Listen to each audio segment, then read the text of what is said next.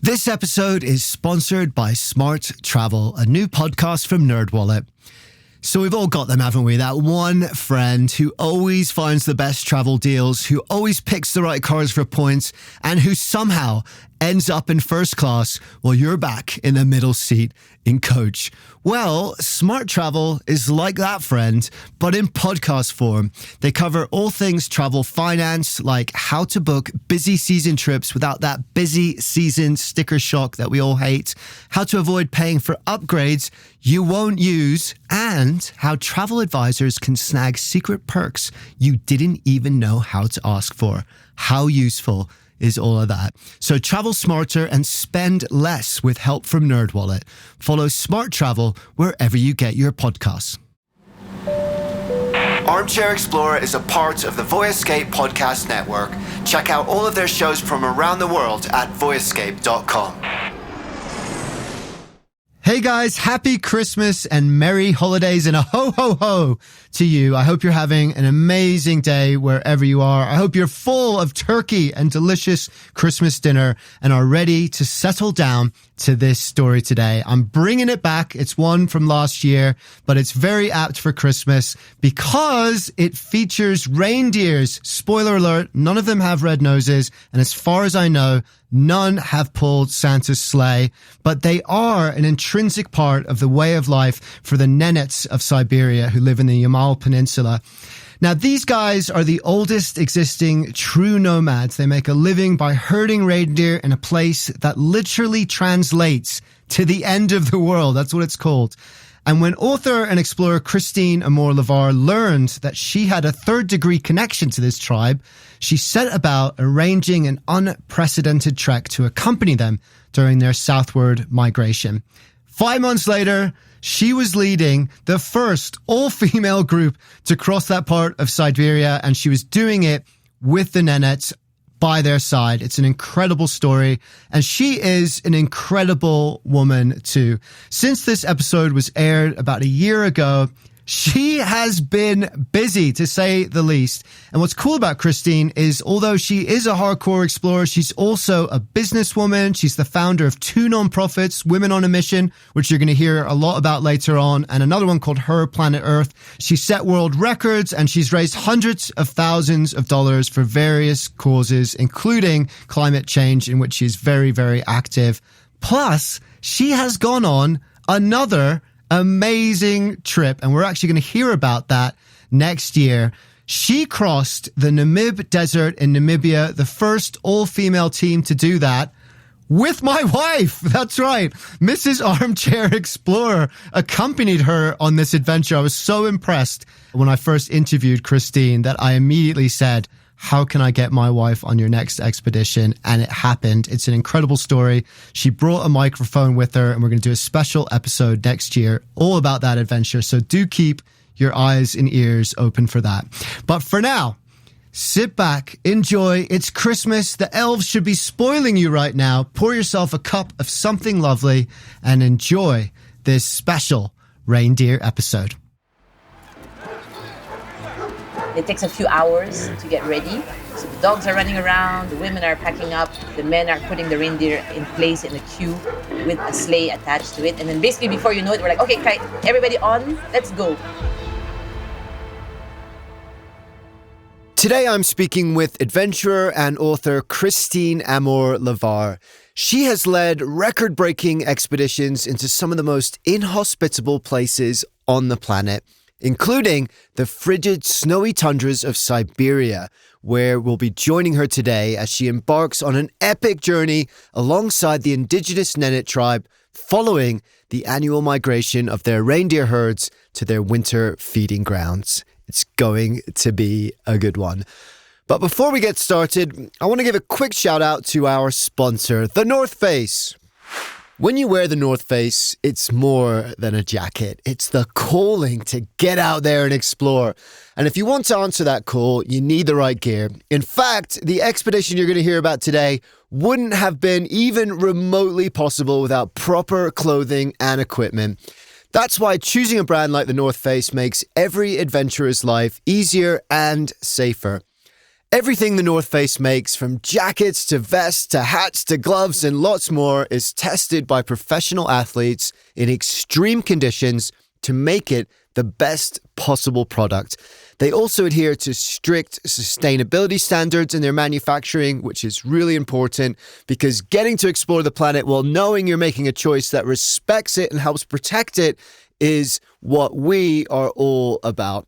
I personally love the North Face, and I wear my beloved North Face jacket everywhere because it turns out their clothes are not just great for keeping you warm and cozy in the outdoors, they're also super cool when you're just moseying around town. So go ahead, answer that calling to get out there and explore, because when you wear the North Face, it's more than a jacket, it's your story.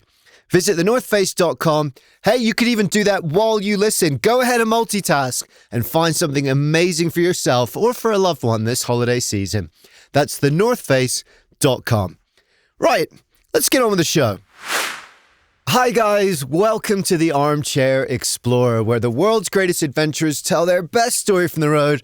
My name's Aaron Miller, I'm a travel writer, and I'm so excited to have Christine Amour-Levar on the show today because she has a really beautiful story for us about one of the most remote indigenous communities in the world.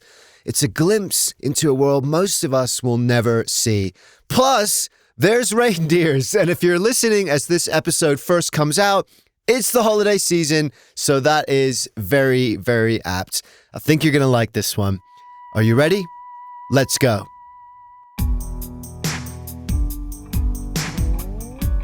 Christine is a remarkable person. When you meet her, she strikes you as the kind of person who can just make things happen. She's got that sparkle in her eye, and she is doing that in such a cool way.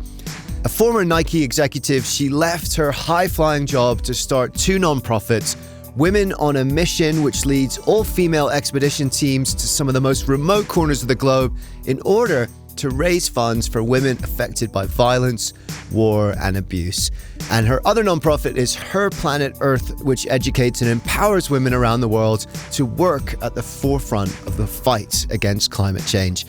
You can find out about both of those and how to get involved yourself on her website, ChristineAmour-Levar.com. I know that's a bit of a mouthful, so I'll put that link in the show notes. You can also find details of her new book up there. It's called Wild Wisdom: Life Lessons from Leading Teams to Some of the Most Inhospitable Places in the World. It's a great book. I love the title, Wild Wisdom, and it chronicles her many adventures, and there's some awesome ones in there, trust me. Plus, there's also really incredible inspiration for affecting change in the world in a really, really powerful way. I took a lot from it. So, the story you're going to hear about today is her journey alongside the Nenet reindeer herders of Siberia. It's a perfect wintry story for snuggling up with a mug of something hot in that cozy armchair of yours while watching the snow fall.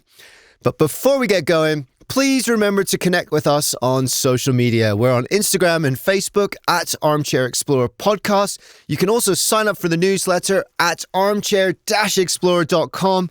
Lots of cool stuff in there.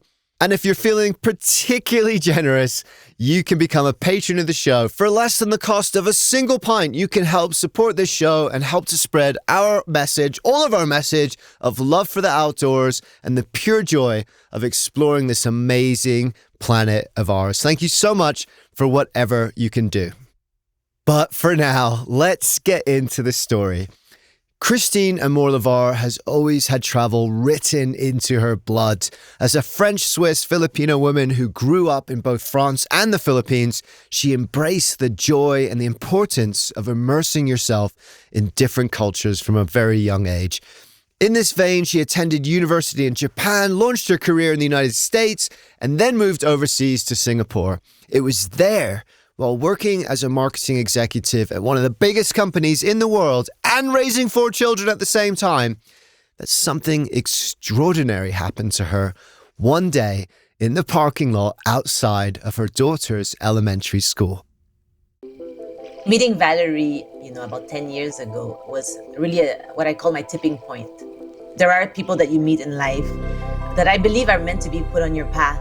And I feel that way about Valerie. And when I recount the story of how she inspired me to change directions in my life, I still get very emotional So basically, I met her on a regular Singapore sunny day. We were picking up our kids from the French school here in Singapore. She was somebody who had purpose in her walk. She was athletic.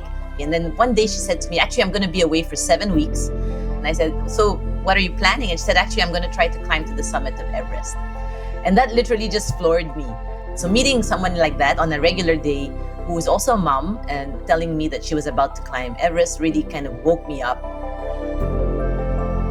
Before she met Valerie, Christine had already done quite a bit of adventuring, including several climbing and hiking trips across several continents in which she'd already lived. But what spoke to her about Valerie's expedition was more than just the physical feat of it. It was something deeper than that.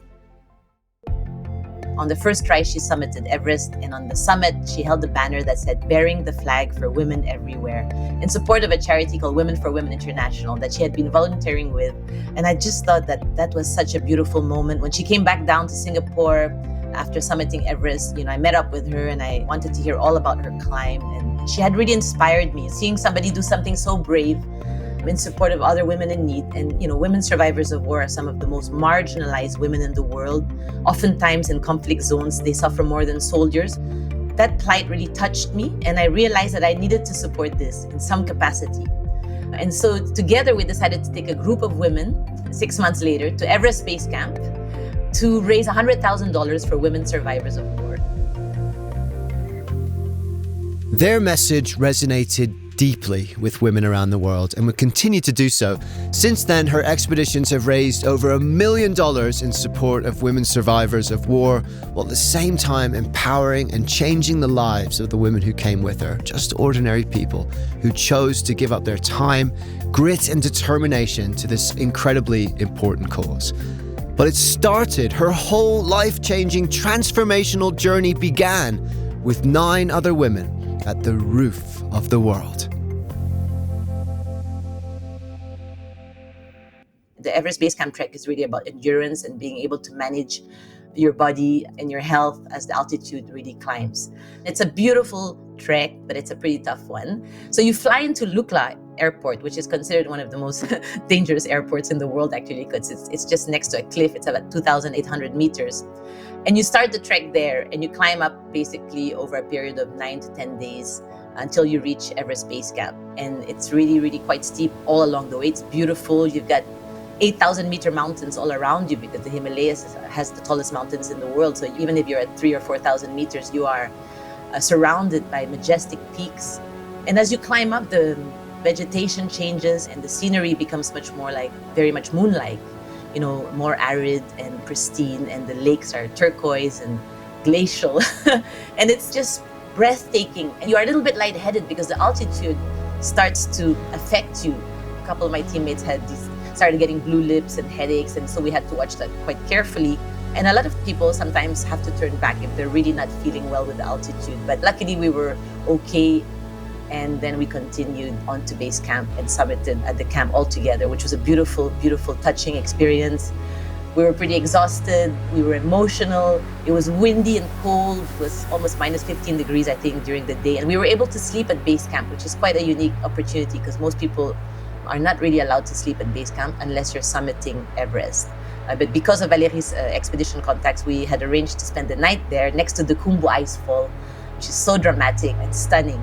And spent a pretty horrible night with the winds and the cold, and it dropped down to minus 20 degrees. I remember that night. But we were just so happy. We were exhausted and happy, and then we started planning our descent.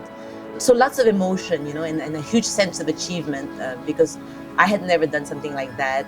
You can't compare the Himalayas to any place in the world. There is something that draws you, and your soul is partly left behind, I have to say. There's no other place that I've ever experienced like it. So the experience was honestly transformational. We walked with more pride coming down.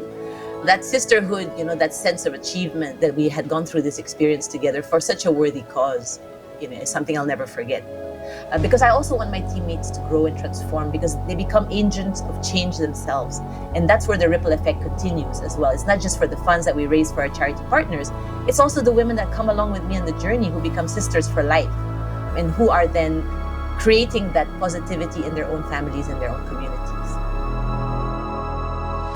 With Christine's marketing and PR background, she was able to spread the word quickly about women on a mission, and soon she was receiving calls. When's the next trip? How do I sign up? She jumped into her newfound role as an expedition leader, arranging unique and unforgettable treks for groups of women, always with a purpose to raise funds and connect with the planet and with others that she met on her trips. And she had a lot of fun doing it too. After freezing ourselves so much in Everest Base Camp, definitely the next one was a desert. So we looked at Jordan and we went rock climbing in the Wadi Rum desert of Jordan. We were 14 women. We had a beautiful experience there, pretty long days of hiking across deserts, but also challenging ourselves on the facades of the different jebels. After that, we went back to Nepal because we loved Nepal so much, but we went to a different part in the Tsum Valley, which has only been open to tourists in 2008. So we barely saw any other tourists up there. And we did the old Silk Road all the way up to 5,100 meters. We were just across where we could see the border with China. And then after that, honestly, there were so many other amazing experiences because in parallel, I set up my second NGO, Her Planet Earth. So started looking at expeditions that had more of an environmental focus. So organized trips in sailing across islands in the Philippines, understanding what some women farmers were going through in local islands, facing the depletion of fish because of dynamite fishing in certain parts. We went to Antarctica and climbed new peaks that had never been climbed by anyone before. Went biking across Greenland during winter, across 200 kilometers using fat bikes, the Arctic Circle Trail. And that is one I will never do again because it was so hard. I'm surprised none of us broke a bone with the amount of whiteouts we experienced from the bikes falling in the snow and down slopes and all sorts of situations. And another one that was very tough was the one in Ethiopia that we did in the Danakil Depression, which is the hottest place on Earth, 150 meters below sea level with sulfuric acid pools and temperatures reaching up to 50 degrees Celsius. And we had the crazy idea of taking bikes there, which nobody had done. Basically like opening an oven and trying to bike in that heat. So some of those ideas, I have to say, maybe we're not the smartest ones, but we definitely know how to challenge ourselves. And we're always looking at creative ways to up the challenge, if you will, because we are raising money for charity. And understandably, after several trips hiking, biking, and climbing in some of the hottest places on Earth, Christine decided to veer in the opposite direction. That's how, in 2015, she found herself heading to a place synonymous with cold itself, a place that literally translates to the end of the Earth. She was heading to the Yamal Peninsula. So the Nenets are one of the oldest remaining indigenous people who herd reindeers, and they're in the Arctic Circle region in the Yamal Peninsula, which is a part of northern Siberia.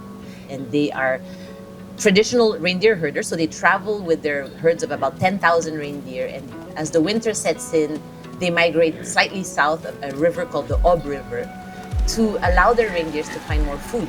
And so as they go south, they're hoping to help their reindeers find a type of grass that they eat, slightly more abundant when you go to a bit warmer regions. But a bit warmer region is really an understatement because, it's just maybe by a few degrees, but it does matter when you're herding so many reindeers and they need to feed themselves, through the day.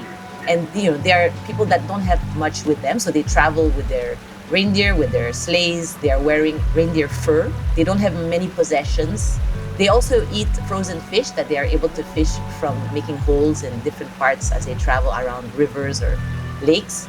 So they really depend so much on their reindeer being healthy to provide shelter, warmth, and food, of course. It's not an easy life. They really are at the mercy of the climate, and the climate is very harsh in Siberia. Christine had learned of the Nenet reindeer herders while doing research for another expedition. And while the tribe had hosted small groups of adventurers before, nobody had ever been crazy enough to accompany them on their winter migration. And they're hard to track down too, but as it happened, she knew somebody who knew somebody who knew the tribe and called them up, and several months later, they were ready to depart, attempting what would be the first all-female crossing of the Yamal Peninsula in the frigid darkness of the Siberian winter. And to be honest, when I left Singapore, there was a bit of apprehension because I knew the temperatures were going to be very, very cold. We were traveling in December 2015, so we were going in the middle of winter, and those temperatures really do plummet down to minus 50 degrees in Siberia. really depends. It can swing from minus 36 to minus 50. And we were going to some extreme parts, not just Moscow. We had to fly from Moscow and then go up to Salekhar and then take a truck across the frozen river and then connect with the Nenets who had started their migration. So it was a bit of a logistical challenge to organize, but we managed to do it. And so we were on our way at that time and really looking forward to it. But then, while crossing that frozen river, the Ob River, the last part of their long journey before they would meet up with the Nenets, disaster struck. They were in high spirits, bouncing along in the back of the truck, slowly carving our way through the icy wilderness. And suddenly there was such a loud noise and the whole truck was projected forwards and downwards. The ice had cracked on the river and the truck had plunged into the water. So unexpected. I think at the time we were singing and talking and we were making so much noise, and then suddenly this happened. And I couldn't believe it happened, and the whole atmosphere in the truck changed completely. There was such an element of fear and terror, that kind of overtook us. I really thought this was probably the only time in my life where I thought this is it. This is the end. And there was complete fear and there was chaos and there was luggage flying everywhere and people shouting. And then the Russian driver, who didn't speak any English, started shouting and we couldn't understand. And luckily, one of my teammates who's half Russian, half Emirati, she speaks some Russian and she started saying, wait, I think he's saying it floats, Don't panic just yet, because the wheels were so big. Because literally people were trying to open the door and jump out, and that would have been much more dangerous and she could get stuck under the snow and water. But yeah, it was a chaotic moment, and I tell you, I learned so much about how a team reacts when they feel an imminent danger. They were able to climb safely out of the truck via a rear window. It was a close call. But even once they were safely on solid ice, they weren't out of danger yet. Hours ticked by. The sun had started sinking behind the white horizon. The temperature was plummeting, and they had no idea when or how they might be rescued. And then suddenly, a large truck rumbled towards them, and a group of 10 friendly, red-nosed and bushy-bearded Moldovan oilmen got out, more than a little surprised to find a group of women stranded in the middle of nowhere. They anchored the truck to their own, pulled it out of the icy waters, busted out the vodka for a few celebratory shots, and then set off on their way, leaving Christine and her team to continue their journey to meet up with the Nenets.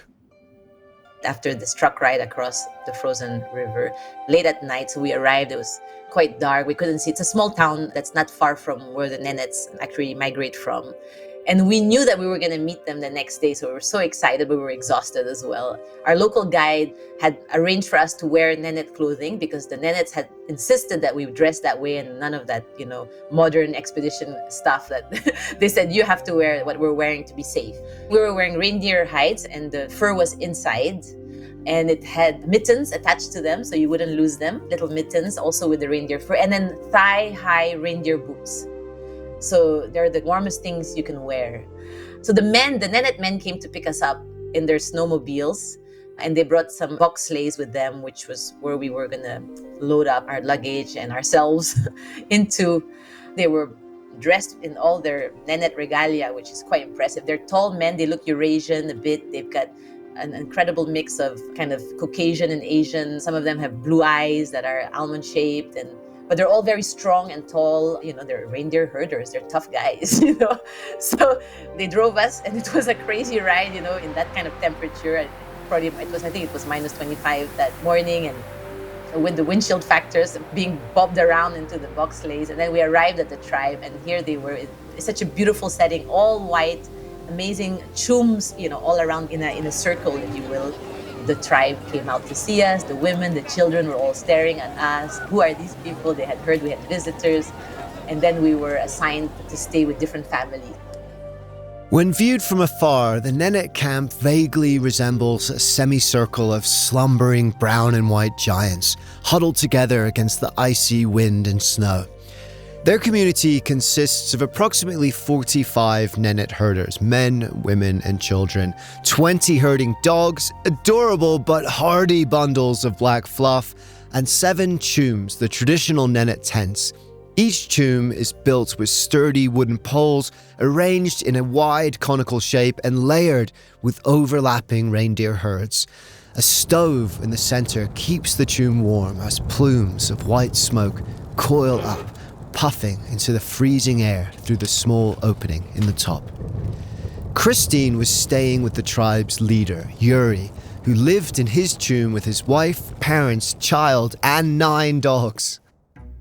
We piled into the chum and we were so inelegant because we arrived and they were looking at us. They're like, please don't put snow in the chum, please. So we were like with our coats. I remember we fell in. We brought snow by accident in and we were very conscious that we were bringing snow into their home. You realize, oh my God, I have to be more careful and make sure we don't dirty their home.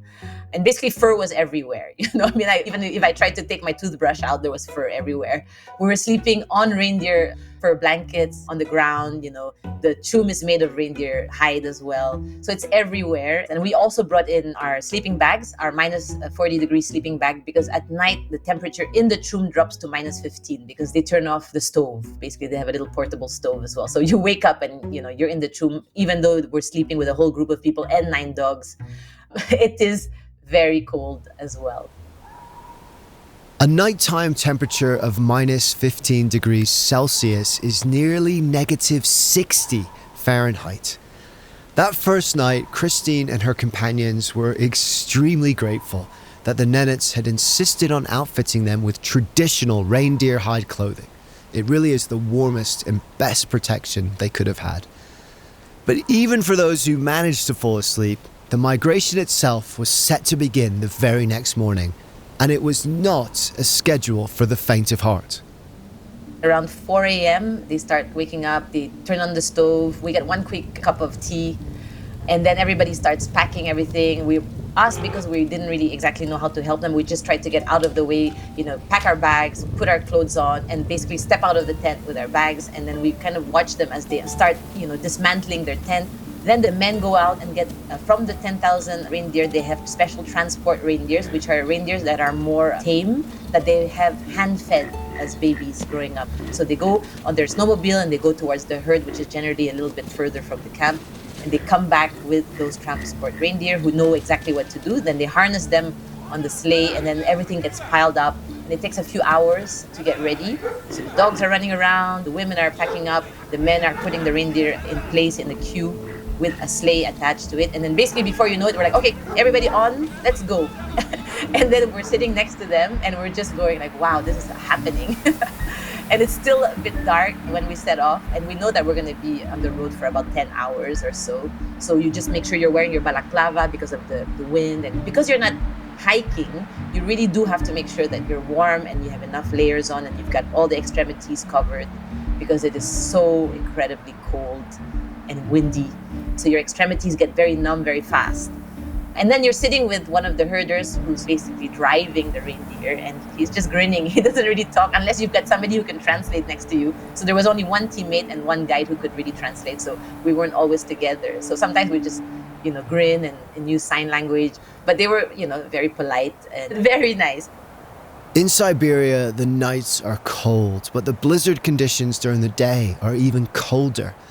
As they rode next to the herders on the sleighs, Christine and her companions were mercilessly whipped by winds reaching temperatures of negative 100 degrees Fahrenheit, cold enough to freeze exposed skin in less than 2 minutes.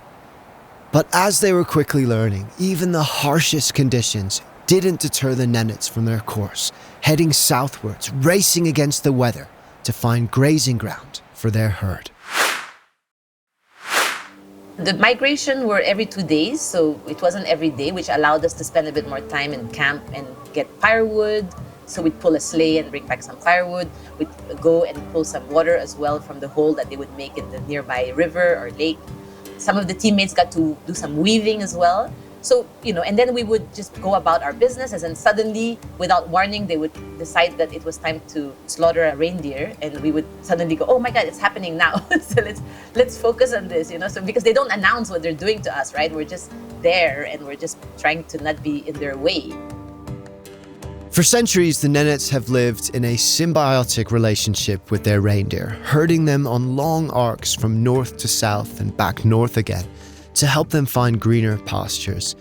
In return, every few weeks, they slaughter a reindeer, which they utilize not only for food, but for tools, ropes, clothes, blankets, and more. No part of the animal goes to waste.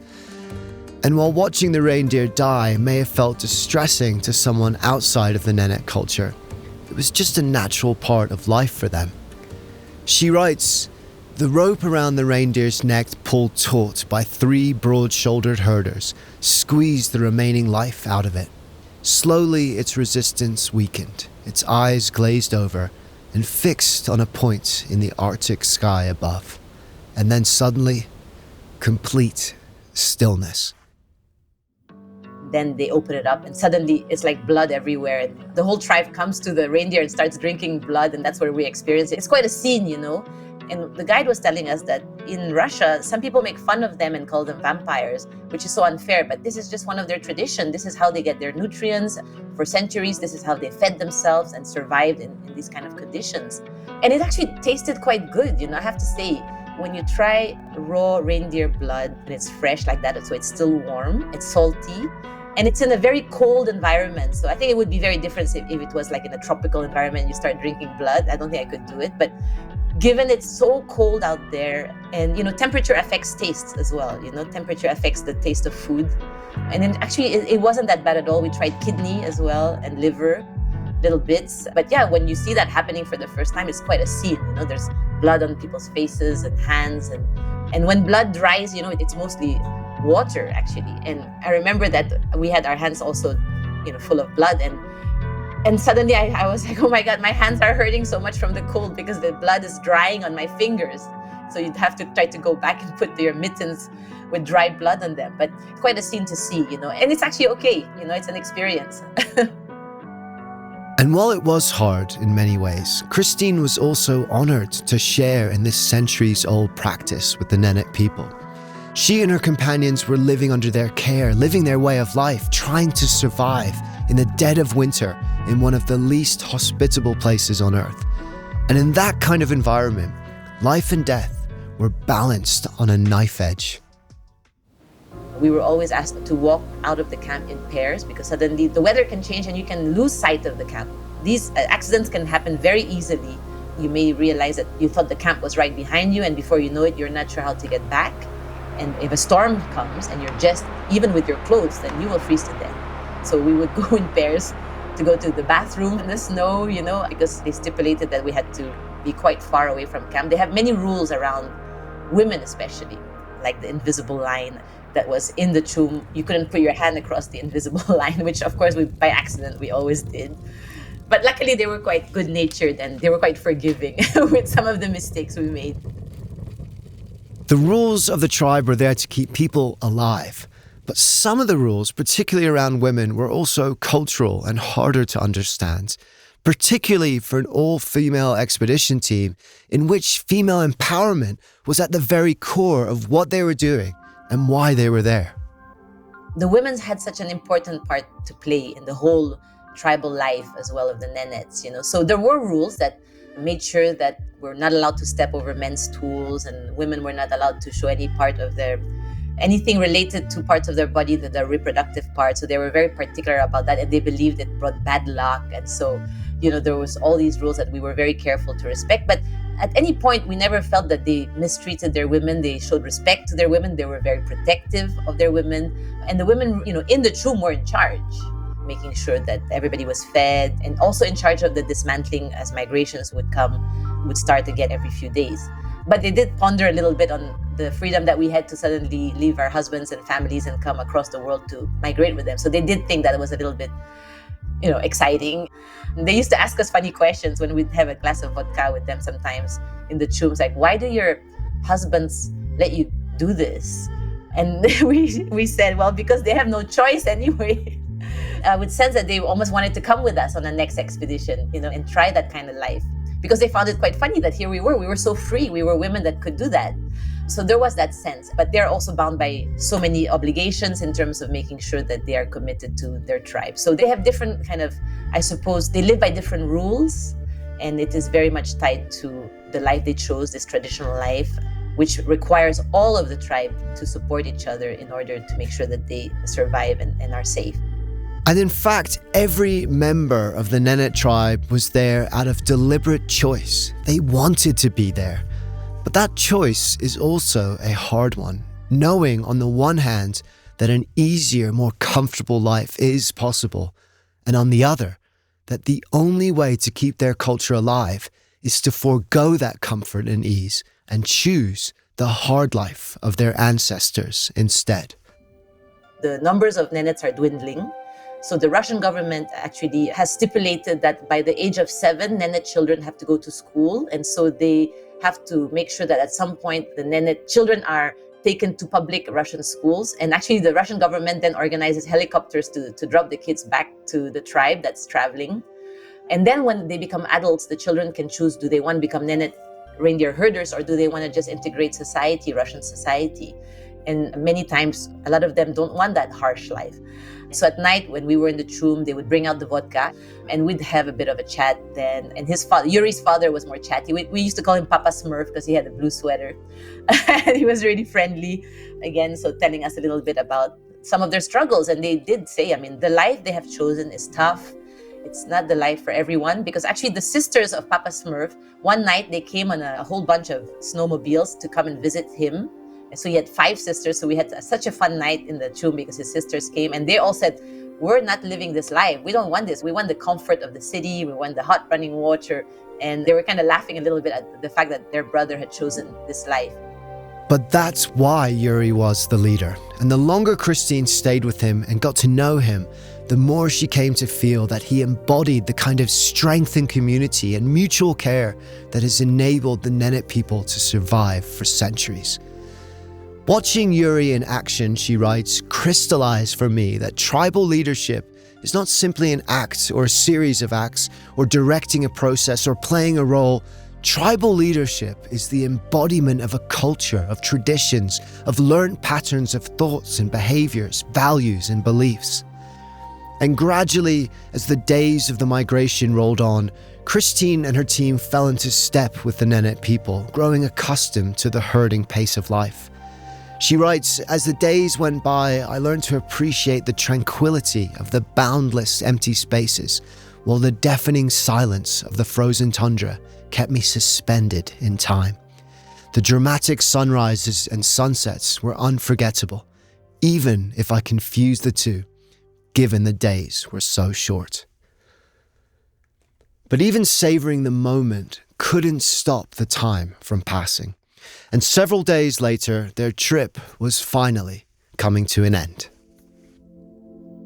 By the 7th day, obviously traveling with them, we had not showered. I had hair that was stuck to my skull. And yet, we had gotten into a rhythm. We had helped them. We knew our chores. We felt that we were actually contributing a little bit to their life by being more efficient, trying to do the daily chores, like getting some wood and water. And we were joking with some of the women in particular and chatting more with them and exchanging ideas and stories. When we finally left the tribe, there were some tears, actually. They were so lovely. We took a group shot with all the children. So it was quite an emotional departure. But when we finally got back to our first stop, Yarsale, the small village, we ended up piling into an inn and there was like one shower for I think 12 of us. And we had to draw, strings to see who could take the first shower. So that was quite funny, actually. But we were, on a high, obviously, from this experience, mind-blowing experience in so many ways, with so many stories to tell. Of course, happy to start the journey back, but absolutely unforgettable memories. I think we came back different, a new appreciation for the life that they had, but also the life we are able to live and the comforts we have. And of course, looking forward to getting back to our families. Every time my teammates and I come back from these expeditions, we are always so happy to be home. We're happier people. We appreciate little things like, showers that actually work and not having to trek 200 meters to go to the bathroom. and my husband always says that, I come back a happier person and just such a more grateful in my heart, and so many of our teammates feel that way. And I think that's also one of the big benefits of putting yourself out there, putting ourselves outside of our comfort zone, but also learning from a group of people whose life is so different from us. In the case of the Nenets, they seem very happy with their lives. I don't think they envy us having our city life and the complications that entails as well. They have a purer life in many ways. And in some cases, it's us who envy that purity of life, if you will, where it's less complicated. And yes, there is the challenge of surviving in harsh conditions, and they don't maybe have the luxuries that we enjoy, but a lot of times they seem very content and happy, and they have their family, they know their priorities, and some would argue that they could be much happier than people living in big cities with the comforts that we enjoy. And though obviously Christine did return to her modern city-bound life full of amenities and comforts, the lessons of the Nenets stayed with her as she continued her travels.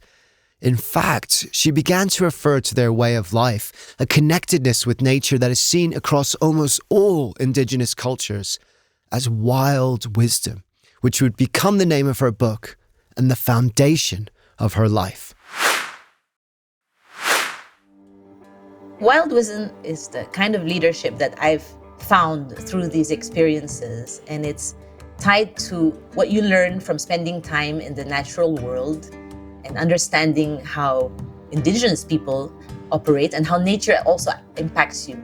The ancient wisdom of indigenous people is something that we all should pay attention to and learn from, because it can touch and help find solutions, of course, from mitigating climate change to leading in times of crisis as well. And I've seen it across the world. And, to be fair, I've only scratched the surface of that knowledge by my trips there. And I have been privileged to meet many indigenous people, not just the Nenets, but even the Kazakh eagle hunters in Mongolia, the Afar in Ethiopia, the Inuit in Greenland. And they have a special relationship with nature that comes from a place of complete respect, a deep respect. They don't look at a mountain as something to conquer. They listen to the wind, and they look at territory as part of their tribal history. They don't look at the earth as something to exploit and look to become rich from. So that concept of ownership and conquering of earth and nature is alien to them. They are always trying to live in harmony with nature because they know it's also tied to their survival. And it's becoming tougher for them because of the way that the climate is changing, absolutely. Because if a herd loses their reindeer, they have nothing left. As the temperatures warm and there are changes that are unpredictable in the climate, what happens also is that suddenly the temperature might become warmer, as it is happening more and more, and so the snow will melt, and then suddenly it will switch again and become colder, and then all the melted snow will turn to ice and freeze access to any food. And as a result, thousands of reindeers can die of starvation, because if they don't feed themselves a certain amount of food every day, they actually starve, and you can't find any food for them. So that decimates a tribe, and they have no choice but to look for jobs in the city after that, because they have no herding to do anymore. So their livelihood has become more and more exposed and precarious because of the unpredictable patterns that is affecting the weather all over the world at the moment, with swings and because of the climate changing so violently. But it is a life that's close to nature, and you could see that they also enjoy it. They're at one with nature. It's so beautiful. It's absolutely stunning. There's emptiness and quietness. There's no noise pollution, and they are doing something that their ancestors have done. So there must be beauty as well in continuing that tradition. And I do feel that many of them took pride in that.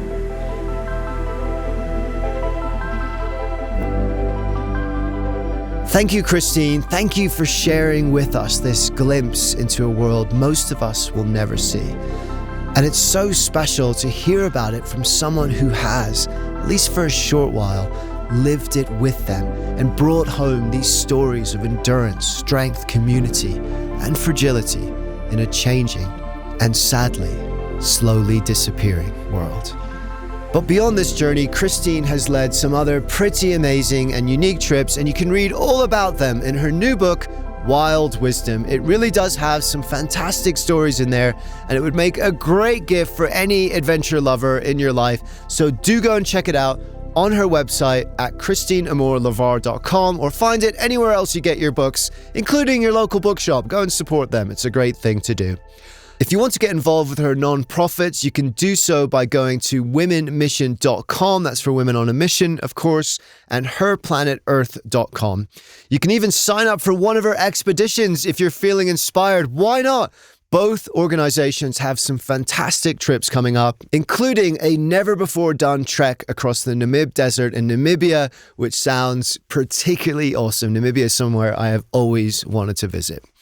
I'd also like to give a final thank you to The North Face for sponsoring the show and helping to bring this story to you. Go to thenorthface.com to check out what they have for this winter and beyond. I love The North Face, and buying their gear is a great way to support the show.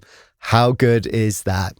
Also, just a quick reminder to check out that new show of mine, Hidden Trails of Oregon. It's a 3-part series, totally immersive, recorded on location in surround sound with a ton of crazy adventures. The link is in the show notes, so go there right now, subscribe to the show, and check it out the next time you're looking for some adventure and escape.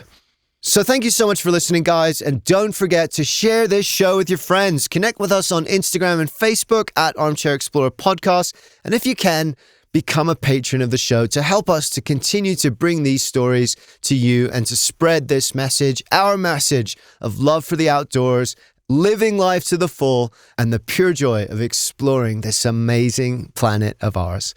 So until next time, keep pushing yourself to leave your comfort zone, keep your heart open to new experiences, and keep looking for that wild wisdom.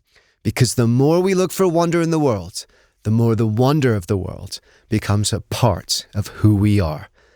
Dare to be truly alive. This episode was produced by Armchair Productions. Find our other shows at armchair-productions.com. Jenny Allison co-produced the show with me, and Charles Tyree did the audio editing and sound design. I'm Aaron Miller. Thanks for listening. I'll see you next time. Travel doesn't always go to plan, and that's where the best stories live.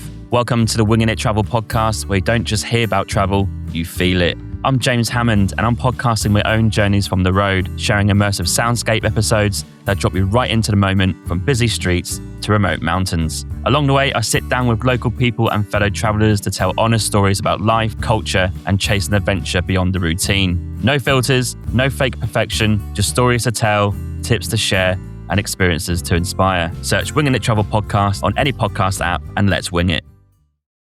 Hi, I'm Mike Siegel, and man, oh man, do I love talking about travel. You think I'd get enough of it touring the world as a stand-up comedian, or just going off on my own personal adventures around the world? No, when I get home, I still have to talk about it. That's how much I love travel. So every week I sit down with a friend, a travel expert, influencer, expat, or anyone from any walk of life who shares my passion for travel. So if you want to hear a fun, casual, off-the-cuff chat about travel from people who love it, listen to the Travel Tales podcast with me, Mike Siegel, wherever you get your podcasts.